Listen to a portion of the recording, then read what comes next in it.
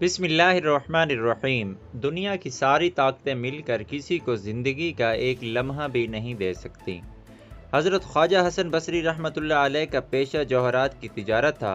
एक मरतबा का जिक्र है कि आप तिजारत की घर से रूम तशरीफ़ ले गए। आपकी मुलाकात वहाँ एक वज़ीर के साथ हो गई।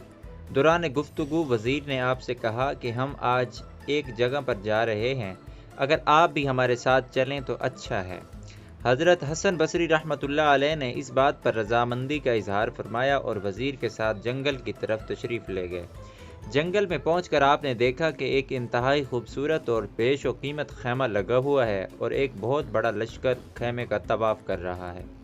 जब लश्कर ने खैमे का तवाफ़ कर लिया तो फिर हकीमों और फ़िलासफ़रों के एक बहुत बड़े ग्रुप ने खैमे का तवाफ़ करना शुरू कर दिया।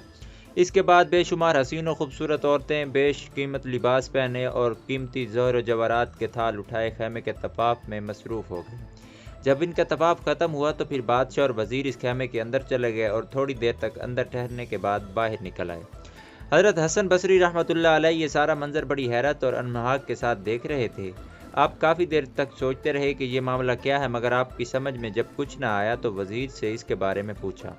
तो वज़ीर कहने लगा, कई साल गुजरे, कैसर रूम का एक इंतहाई खूबसूरत नौजवान इकलौता बेटा इंतकाल कर गया। इस खैमे के अंदर उसकी कब्र मौजूद है। उसकी वफ़ात वाले दिन हर साल के बाद हम लोग इस शान व शौकत के साथ आते हैं और ये सब कुछ करते हैं। इससे हमारा मकसद ये होता है कि हम मरने वाले को ये बारवा करा दें कि अगर तुझे ज़िंदा करने की कोई भी कोशिश कार साबित हो सकती तो हम ज़रूर ऐसा कर गुज़रते। हम तुम्हें ज़िंदा करने के लिए अपनी तमाम फ़ौज, हकीम, फ़िलासफ़र, माल व दौलत, हत्ता कि सब कुछ तुझ पर निछावर कर देते अगर हम जानते कि इस तरह कोशिश करने से तू ज़िंदा हो जाएगा। मगर अफसोस कि तेरा मामला तो ऐसी अज़मत वाली ज़ात अक़दस के साथ है जिसके मुकाबले में तेरा बाप तो क्या हमारी कायनात की ताकत व क़ुव्वत भी बिल्कुल कुछ नहीं कर सकती। बस इससे हसन बसरी रहमतुल्लाह अलैह के दिल में अल्लाह ताला की ऐसी अज़मत बैठी कि आपने बसरा वापस आकर तमाम माल सदका कर दिया और इबादत और रियाज़त में मशगूल होकर अल्लाह के होकर रहे।